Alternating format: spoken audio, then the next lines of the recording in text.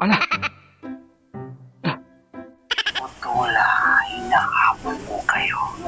hamon talaga si Claudio. Yung bumalik na ako. Pare po rin, yan mo. Sa Claudio, humahamon. Saan dyan? Yan mo, may video siya.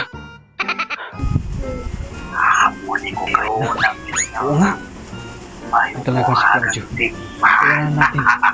Talagang naghahamon siya sa putula. Kayong dalawa. Kailangan maghanda tayo. Ngayon dahil Kailangan. magkita pa tayo. Handang-handa na tayo. Dahil wala na lungkot, wala Grabe ang na kanyang hamon. Nahamon talaga tayo, ha? Anong gagawin natin? Kahit wala ng tatay mo sa putula, kayang-kaya natin si Claudio. Ang mabuti pa, mag-practice tayo. Tayo na tayong maglaban. O sige, para mapalakas natin ang mga brilyante natin. Sige, gawin natin yan. Tara na.